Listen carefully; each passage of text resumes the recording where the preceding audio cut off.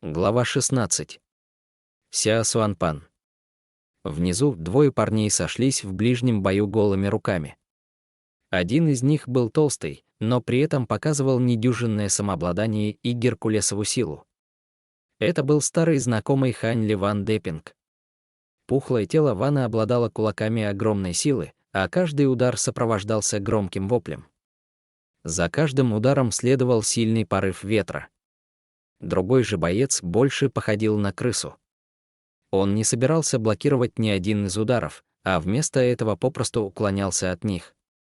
Казалось, он пытался истощить Ван Депинга, прежде чем прикончить его. Видя, что противостояние было между его друзьями, Хань Ли, естественно, хотел посмотреть. Спустя некоторое время Ван все еще не показывал признаков истощения. Хоть Хань Ли и не практиковал боевые искусства, интуиция подсказывала ему, что Ван не проиграет. Он осмотрелся, в надежде найти того, кто мог объяснить ему, что здесь происходит. Неподалеку на скале он увидел сидящего человека. Это был молодой человек, постоянно выкрикивавший: «Ударь его в голову, теперь в пояс давай!» «Почти!» «Правильно, надери ему задницу, используй всю свою силу!» Парень излучал счастье, когда Ли поприветствовал его. Это выглядело так, будто он стоял прямо за Ван Депингом, давая ему наставления как его личный тренер. Хань Ли почувствовал, что лучшего ему не найти, поэтому он начал слазить с дерева и направился к парню. «Старший, ты знаешь тех двоих, кто сейчас сражаются и почему они сражаются?» Вежливо спросил Хань Ли. «Что ты имеешь в виду под «знаю ли я»? Есть ли что-нибудь, что я, Ся Суанпан, не знаю?» «Конечно, я знаю все о битве». «А кто ты? Почему я никогда не видел тебя прежде? Ты недавно присоединился к секте». «Нет, это не может быть так, еще полгода до следующих испытаний для новичков, тогда кто ты?» Ся был сперва восторжен, но когда он понял, что видит Хань Ли в первый раз, выражение его лица стало серьезным и даже подозрительным. «Я Хань Ли, друг Ван Депинга, сражающегося там», — просто ответил Ли. «Друг Ван Депинга? Я знаю всех его друзей, и ты не один из них». Парень стал более настороженным. «Я проходил обучение в изоляции последние несколько лет, поэтому неудивительно, что ты меня не знаешь», — полусолгал Хань Ли. «Это так? Я присоединился как ученик к секте 4 года назад, но я не думал, что будет человек, которого я, мастер на все руки, не знал». Он осмотрел одежду Хань Ли, а затем энергично кивнул, подтверждая его слова. Хань Ли и Ся еще поговорили о некоторых посторонних вещах, а затем Ся, наконец, ответил на вопрос Ли. «Младший ученик, то, чего ты не знаешь, так это то, что все это из-за девушки». Это начал объяснять самозваный мастер на все руки. Оказалось, что в это были вовлечены два человека. Одного из них звали Ван Янг, он был кузеном Ван Депинга, а второй был босс Чжан, который был сыном Чанга Ги. Оба они были ученикам секты Семи Тайн, но один был учеником внешней секты, в то время как другой был учеником внутренней. Хотя они оба выросли в одном городе, ни один из них ни разу не говорил с другим. Все изменилось, когда приехала девочка, суженная Ван Янга. Однажды, возвращаясь домой, глава семьи Чжан мельком увидел ее и решил выдать за Чжан Чанги. Используя свои деньги и влияние, он заполучил и ее семью, игнорируя их обязательства перед Ван Янгом. Эта печальная новость нанесла сокрушительный удар по Ван Янгу, который давно был увлечен ею. Зная, что не было никакого способа выступить против семьи Чжан, он встретил свою смерть, прыгнув в реку. Несмотря на то, что это была трагедия, его самоубийство ничего не изменило. Однако его кузен Ван Депинг отказался оставить его память неотомщенной. Встретившись с Чжан Чанги, они согласились провести дуэль, а проигравший становился рабом победителя. Чжан Чанги, возможно, слишком опрометчиво принял это предложение, поскольку вскоре он понял, что в боевых искусствах он был слабее Ван Депинга. Он попросил, чтобы ему разрешили прийти с друзьями, которые, в случае чего, могли бы выручить его. Ван Депинг охотно согласился. Впоследствии Чжан Чанги использовал все свои деньги, чтобы набрать учеников из внешнего круга себе в помощь. Хотя Ван Депинг был беден, он был очень хорошим для многих учеников секты, и многие из них были готовы ему помочь.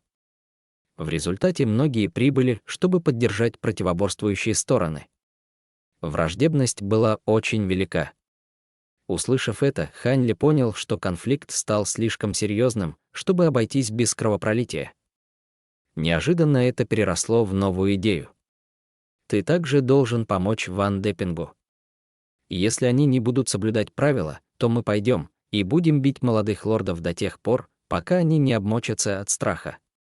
Дадим им знать, что нас, крестьян, не так легко запугать, на одном дыхании выпалил парень. Хань Ли улыбнулся, поскольку понял, что не стоит ему принимать там участие. В конце концов, это лишь помогло бы ему нажить врагов, к тому же за несколько лет культивирования его импульсивность была сведена на нет. Плюс он никогда не изучал боевых искусств и будет не в состоянии избить даже самого слабого ученика. После того, как это противостояние закончится, ему лучше вернуться в долину. «Хорошо!» — внезапно воскликнул парень. Услышав возглас Ся, Хань Ли повернул голову, чтобы посмотреть на сражение. Как оказалось, противник Ван Депинга допустил ошибку и получил в лоб его кулаком, послав того на землю. Немедленно часть толпы разразилась приветственными возгласами, а на лицах другой части появилось противное выражение. Лицо Ван Депинга сияло от гордости, когда он победно качал кулаком. Он пошел назад к своим, очень довольный своей победой. Со стороны Чжан Чанги вышло 2 человека, чтобы унести проигравшего. Затем от каждой стороны вышло еще по одному участнику. Один из них был вооружен кинжалом, второй же носил меч. У каждого из них было пламя во взгляде, но они хранили молчание. Держа в руках свое оружие, они начали свое противостояние под звон сталкивающегося металла. Глава 17. Старший ученик Ли. Были заметны только вспышки, когда меч и кинжал сталкивались с характерным звоном. Хань Ли не совсем понимал, что происходит, единственное, что он увидел, так это то, что борьба была очень живой и ожесточенной. Трудность или эффективность их движений, а также на чьей стороне было преимущество, находились далеко вне знаний Ли. «Младший ученик Хань, я не знаю, кто из мастеров секты обучает тебя, но я уверен, что после обучения в уединении ты владеешь боевыми искусствами на достаточно высоком уровне», — полюбопытствовал Ся Суанпан. Между прочим, каждый внутренний ученик секты Семи Тайн после 2 лет обучения в зале сотни тренировок определялся под опеку мастера, чтобы более глубоко изучить боевые искусства. Только после того, как они закончат свое обучение у мастеров, они могли получить какое-либо положение в пределах секты. В случае, когда ученик хорошо проявил себя во время испытания учеников, тогда ему разрешалось не проходить 2 года обучения основным принципам. Вместо этого они сразу отправлялись в главный зал секты, где непосредственно лорды секты передавали им некоторые знания, которые давали им огромное преимущество в их будущей карьере. В течение 2 лет после познания основных принципов глава секты также может взять себе кого-то в качестве личного ученика. Ученик с такой поддержкой имел значительно большие перспективы по сравнению с остальными. Услышав, что Хань Ли только что вышел из своего уединения, Ся Суанпан был уверен, что не слышал о нем прежде. И, естественно, он предположил, что Хань Ли был престижным внутренним учеником, поэтому он был очень почтителен с ним, в надежде на то, чтобы снискать его расположение. Несколько лет назад уважаемый старший взял меня в ученики, но я пока не могу раскрыть, кто он. Хань Ли знал, чего таким образом пытался добиться Ся, поэтому он держался сухо, также изображая высокомерие. Это правда? Тогда старшему ученику Хань очень повезло. Твое положение во внутренней секте должно быть высоким, а потенциал не ограничен. Младший ученик надеется, что старший ученик Хань протянет руку помощи своей Кахаям. Ся особенно не волновало, почему Ли скрыл имя своего наставника. Кем бы ни был этот уважаемый старший, он, конечно, был более сильным, чем его собственный наставник, таким образом его тон был немного заискивающим. Старший ученик Хань, только взглянув на тебя, я знаю, что ты безусловно будешь успешным, Ся продолжал льстить ему. Он темнокожий, а лицо его очень глупое. Как он смог стать учеником уважаемого старшего, когда я, будучи так умен, еще не был замечен старшими? Бормотал про себя Ся Суанпан, поддерживая почтительное выражение. Хань Ли также обратил внимание на изменения в обращении к нему. Секунду назад он был младший ученик Хань, и вот уже он старший ученик Хань. Было очень забавно это слышать. Однако Хань Ли не смотрел свысока на Ся Суанпана. Попытка снискать расположение тех выше, чем себя, была естественным инстинктом. Кто-то, кто хотел лучшей жизни, сначала должен был знать свое место. Люди, которые понимали это, обязательно достигали успеха в жизни. Но самым неутешительным было то, что слова, сказанные прежде, были верны. По сути, Хань Ли был кем-то вроде контрабандно ввезенного товара для уважаемого старшего, и он чувствовал, что не совсем заслуживал ученичества. Любой другой ученик мог с легкостью избить его. Если бы он ходил и щеголял своим статусом, правда была бы быстро раскрыта. Хань Ли выдавил из себя улыбку, слушая лесть Ся. Выглядело так, будто бы он был почетным гостем на званом обеде. Старший ученик Хань должен быть очень силен в боевых искусствах. И если бы он вступил в схватку, то непременно бы избил этих бойцов, непрерывно льстил Ся Суанпан, наблюдая за матчем. Очень странно. Такой ученик должен быть могущественным мастером боевых искусств, но почему он выглядит совершенно не впечатляющим? Он выглядит худым и слабым, а в глазах нет и капли мудрости. Независимо от того, насколько близко я его разглядываю, он всего лишь маленький ребенок, все больше изумлялся Ся. Результат предрешен, голос Хань Ли избавился от оцепенения. Удивленно Ся взглянул в круг собравшихся. Как оказалось, у владельца кинжала выбили оружие из рук. Одна рука обвисла, а другая была прижата к ране. Его лицо было пепельным, но он не сдавался. Это было неудивительно, поскольку сила этих двух не сильно отличалась. Если бы он не ошибся тогда, то шансы были бы равны. Когда Ся Суанпан увидел это, его взгляд наполнился разочарованием, и он мягко сказал: «Какой позор!» «Что случилось? Что ты имеешь в виду под позором?»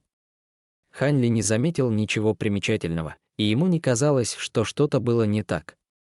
Если бы команда Ван Деппинга выиграла это сражение, то это было бы их третьей победой, и их серия 3 из 5 закончилась бы. Это позор, что он не смог закончить это здесь и сейчас. Но это не имеет значения.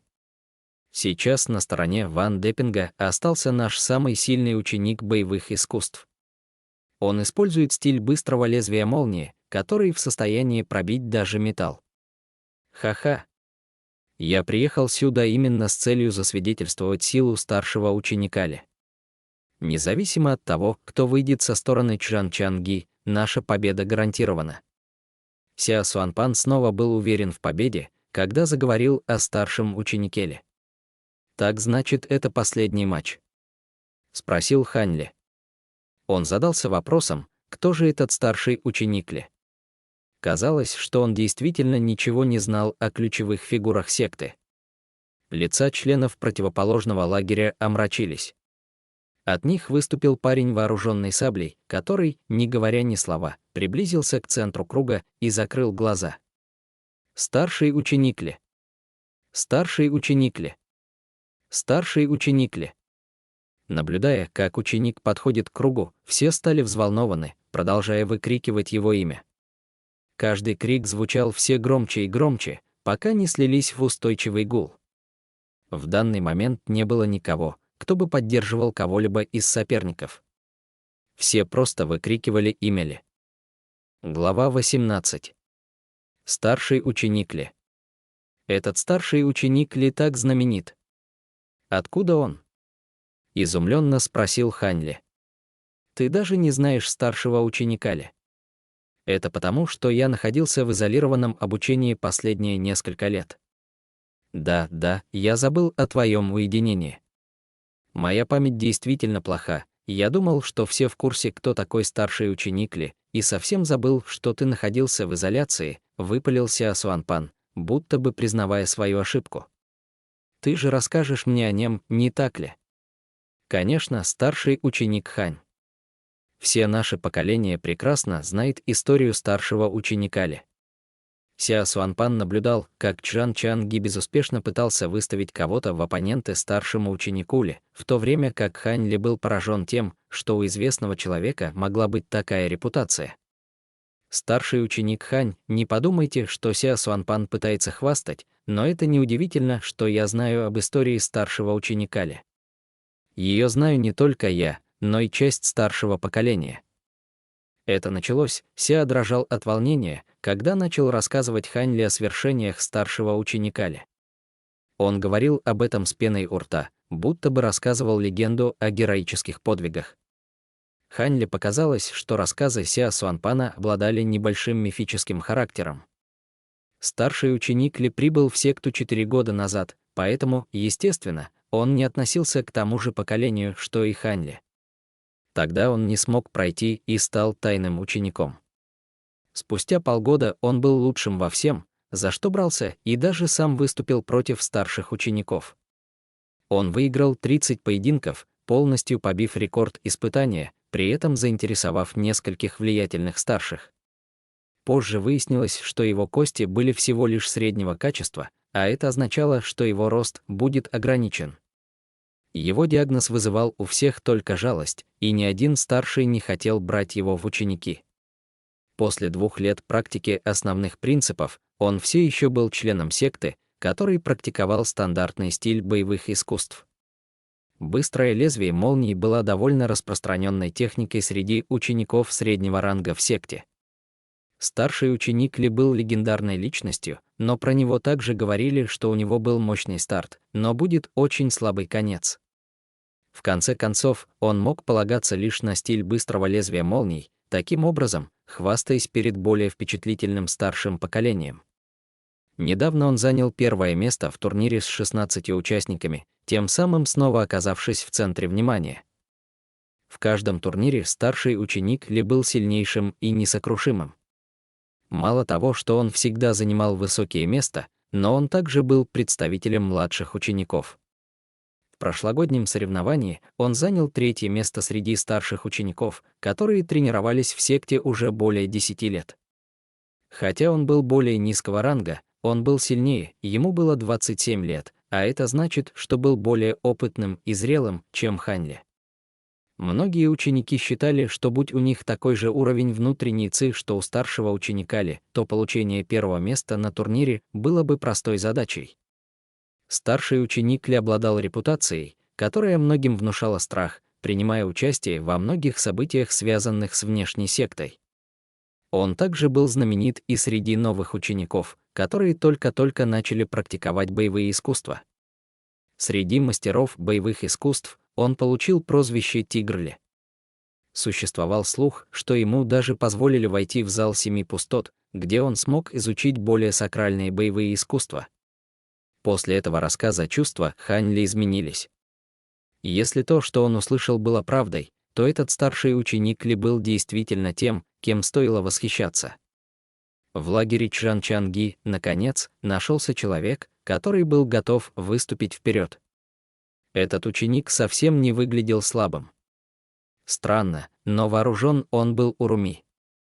Уруми был шириной с большой палец и был необычайно гибок, но кто бы ни посмотрел на него, мог бы заметить, что оружие было очень потертым. Он был похож на оружие посредственного бойца.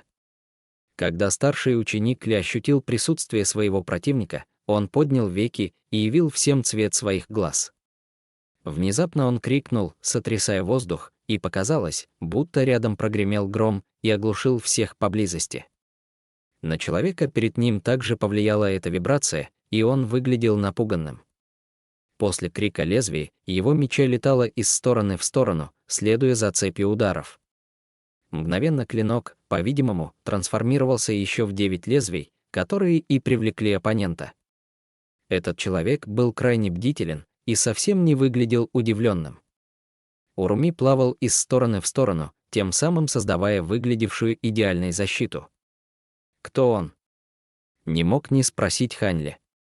Это Чжао Цзилин, ученик 5-го старшего, практикующий одноручный стиль меча кисть ивы, с которым очень трудно сладить. И какие у него шансы против старшего ученика Ли? Он определенно ему не соперник, гордо произнес Сяо Суанпан. Почему же Чжан Чанги не посылает того, у кого бы был хотя бы шанс против Ли? Ха-ха. Среди них Чжао Цзилин самый сильный. Ни один из них не в состоянии победить старшего ученика Ли, а его послали просто потому, что среди них у него наибольшие шансы, а все остальные просто бесполезны, начал смеяться Сяо Суанпан над неудачей противников. Хотя Чжао Цзилин достаточно хорошо владел мечом, он быстро терял уверенность в себе, что позволило старшему ученику Ли подавлять его своей техникой. Любой мог сказать, что поражение Чжао Цзилина уже предрешено, и это лишь вопрос времени. Наблюдая за этим некоторое время, в Хань Ли зародилось сомнение. Здесь что-то странно. Почему здесь нет никого старше нас? Не сдерживаясь, спросил Хань Ли. В момент, когда Хань Ли задал этот вопрос, Сяо Суанпан бросил на него какой-то странный взгляд. Это очень смутило его. Неужели он спросил о своего рода табу? Глава 19. Военный поединок. Старший ученик Хань, у тебя что, нет ушей? Как ты можешь не знать об этом? Даже если ты тренировался изолированно, твой наставник должен был рассказать тебе об этом, заявил Сяо Суанпан. Хань Ли ничего не сказал, а вместо этого достал из кармана медальон и показал его Сяо Суанпану.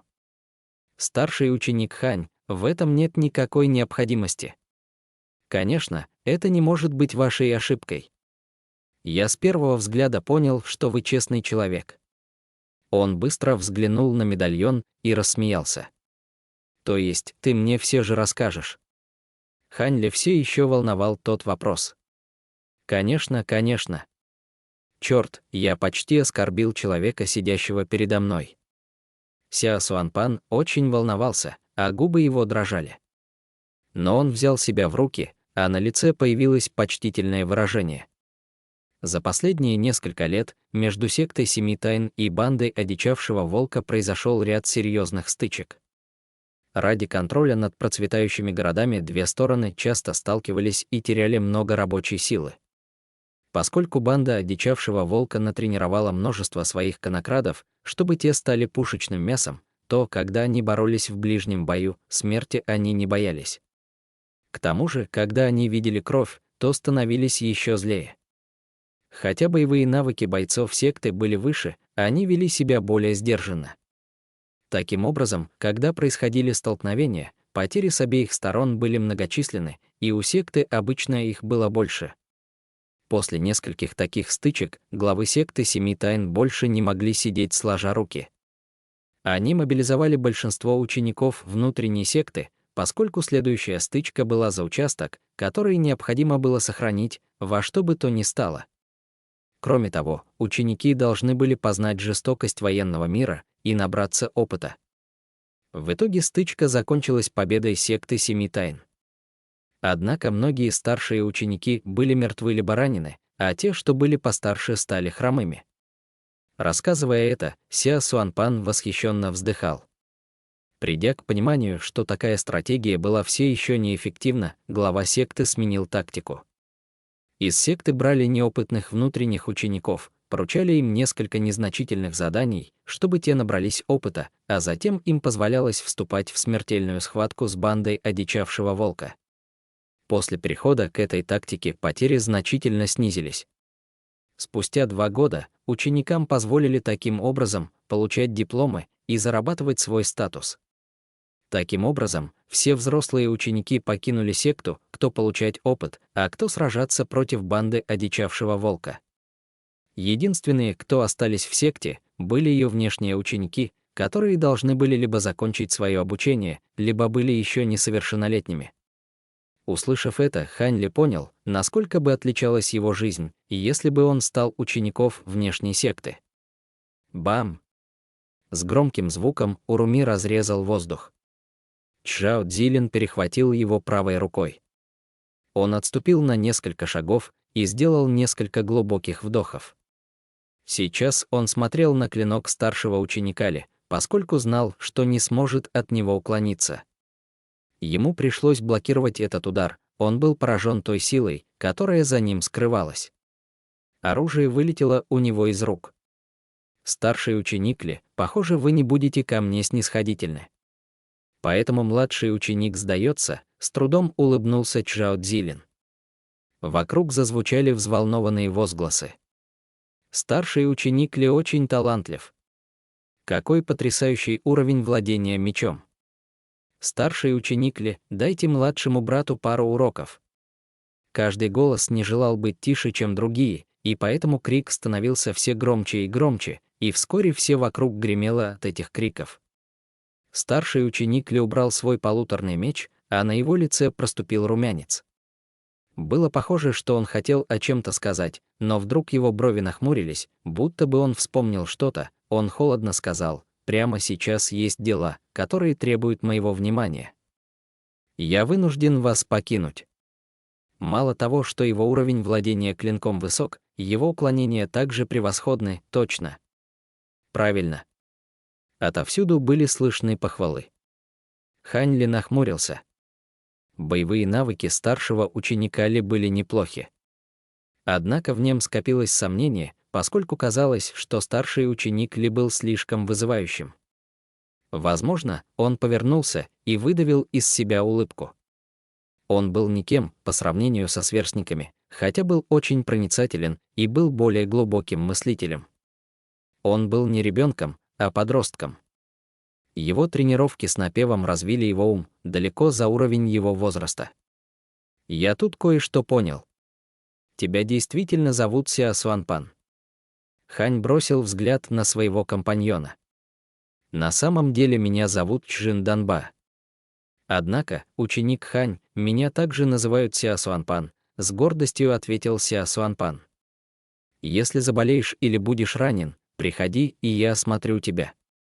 Хань Ли хлопнул по плечу Сяо Суанпана, взглянул на толпу, а затем развернулся и направился в лес. Это очень смутило Чжина Данба, и он выглядел очень глупо. Позже, когда оцепенение спало, он не был до конца уверен в том, что было сказано. Глава 20. Гранула извлечения сущности. По мере продвижения Хань Ли прочь, звуки спора между Ван Депингом и Чжаном Чан Ги становились все менее и менее слышны. Его больше не волновали те двое. Вспоминая, какое изумленное лицо было у Чжина Данба, Хань Ли не мог не засмеяться. Сейчас он чувствовал себя беззаботным, если сравнивать его с тем, каким он покинул долину руки Бога. Продвигаясь через лес, он, наконец, вышел к ближайшему ручью. Хань Ли поднял голову, чтобы взглянуть на солнце, а затем посмотрел на бурлящую в ручье воду. Когда он наклонился, чтобы опустить руки в холодную воду, где-то рядом раздался болезненный крик. Хань Ли был поражен, что в таком отдаленном месте мог быть кто-то еще. Следуя за криком, он шел, пока не увидел ученика, носившего форму внутренней секты, бьющегося в конвульсиях на земле с дрожащими конечностями. Хань Ли сразу же пришел к выводу, что у ученика острый приступ смертельной болезни. Если ее не начать лечить, то он, безусловно, погибнет. Он быстро подошел к ученику, присел на колени, вытаскивая фиолетовый чехол из сандалового дерева. Оттуда он достал чистую серебряную иглу и ею уколол ученика в акупунктурную точку на спине. Проделав то же самое с остальными точками на спине, он перевернул его и принялся за точки на груди. Перевернув его, он смог разглядеть его лицо. Хань Ли глубоко вздохнул. Этот человек, который так близок к смерти, был никто иной, как тот человек на утесе, показавший огромную силу, это был старший ученик Ли. Хань Ли мгновение выглядел безучастным. Совсем недавно старший ученик Ли на голову превосходил своего оппонента и был похож на неукротимого монстра. Но теперь на его лице проступил мрачный взгляд, искаженный огромной болью. В уголке его рта проступила пена. Было ясно, что сейчас он не в своем уме. Хань Ли вернул себе самообладание и что-то себе пробормотал, прежде чем вернуться к своему делу. Он плавно двигал своей рукой, а то время как колол его сразу 10 иглами. Уколов последний, Хань Ли вытер пот со лба и глубоко вдохнул. Эта срочная терапия иглоукалывания действительно выматывала. Старший ученик Ли, чья спина была полностью утыкана тонкими серебряными иглами, начал восстанавливаться и очнулся. «Ты», — с большим усилием произнес он, но сил его хватило лишь на это единственное слово. «Я из долины руки Бога. Тебе не следует разговаривать. Во-первых, я помогу тебе вернуть силы, а также я могу замедлить болезнь. Твоя болезнь очень странная, и я боюсь, что теперь только доктор Мо сможет тебя вылечить». «К сожалению, сейчас его нет в долине», — сказал Хань Ли, проверяя пульс старшего ученика Ли. Сделав это, он нахмурился. Лекарство, старший ученик Ли забеспокоился, а губы его задрожали. Он попытался поднять руку, но сделать это не вышло. «У тебя есть лекарство от болезни?» Сразу же понял Хань Ли. Да, старший ученик Ли бессильно уронил голову. Роясь в карманах старшего ученика Ли, Хань Ли пытался быть как можно более деликатным. Он обнаружил множество не представлявших ценности предметов, пока, наконец, не обнаружил маленькую бутылочку. Она, должно быть, очень важна, раз запечатана очень крепко. Должно быть, это то, чем старший ученик Ли очень дорожит. Он перевернул в руках бутылочку, а затем взглянул на лицо старшего ученика Ли. Тот взволнованно смотрел на нее и пытался мигнуть. Хань Ли открыл бутылочку. Странно, но никакой запах лекарственных трав не был ощутим, а вместо этого в нос ударил резкий подозрительный запах. Хань Ли вдохнул его и поморщился. Он аккуратно вынул розовую таблетку из бутылки. Та выглядела хорошо, но источала ужасное зловоние. Хань Ли успокоился и спросил: «Это то, что тебе нужно?» Старший ученик Ли молчал. Для приготовления таблетки извлечения сущности используют небольшое количество ароматного пасконника, хвостов скорпиона, яйцо столетнего синего муравья и 23 редких семени. Гранула розового цвета, а также имеет причудливый запах. После того, как примешь таблетку, твое тело превысит свои пределы. Также полагают, что гранула продлевает жизнь, не так ли? Хань Ли холодно смотрел на старшего ученика Ли и говорил, будто бы его информация была неоспоримой. Старший ученик Ли, слушая все это, постепенно бледнел, а его лицо искажалось от бешенства. Если принять это лекарство снова, то придется есть эти таблетки вновь и вновь. И каждый раз придется терпеть побочные эффекты. Однако, если перестать их принимать, то тело парализует. На самом деле, после каждого приема ты сокращаешь свою жизнь примерно на 10 лет. Тело начинает потреблять энергию в ускоренном темпе, и, естественно, смерть наступает гораздо быстрее. Ты пытаешься скрыть тот факт, что принимаешь их? Спросил Хань Ли. Услышав это, старший ученик Ли был в отчаянии, однако в глазах его стояло изумление. Ты потрясен, что я знаю о таком редком средстве? Все очень просто. Однажды я тоже выпил эту таблетку. Хань Ли беспечно произнес эту шокирующую новость, и старший ученик Ли сперва был очень потрясен, а затем стал скептичным. Хотя, конечно, я принимал ее по-другому. Я разделил ее на 10 частей, принимая каждый раз по одной. Если принимать ее в малых дозах, то побочные эффекты сводятся на нет. Однако я был полностью убежден, что никто кроме меня не только ее не принимал, но даже и не знал о ней. И вот, я неожиданно нахожу эти таблетки у тебя. Сказав это, он взглянул на старшего ученика Ли, чувствуя жалость к нему и одновременно восхищаясь им. Старший ученик Ли не мог больше выносить пристального взгляда Хань Ли, поэтому закрыл глаза, и только его грудь равномерно вздымалась, вторя его дыханию. После услышанного его мысли находились в полном хаосе. Ты уже принимаешь лекарства в течение нескольких лет. Если прекратишь прямо сейчас, я могу попытаться выяснить, есть ли у доктора Мо лекарства, чтобы помочь тебе. Хотя ты не сможешь вернуть потерянные годы, ты еще сможешь прожить лет 20-30. Все зависит от твоего тела и твоего уровня в боевых искусствах. Если же продолжишь принимать таблетки, то будешь постоянно терпеть эти приступы. И в лучшем случае проживешь еще 5-6 лет, хотя твой уровень в боевых искусствах будет увеличиваться чудовищными темпами. Поскольку ты решил съесть эту таблетку, то ты, скорее всего, очень решительный. Выбирай.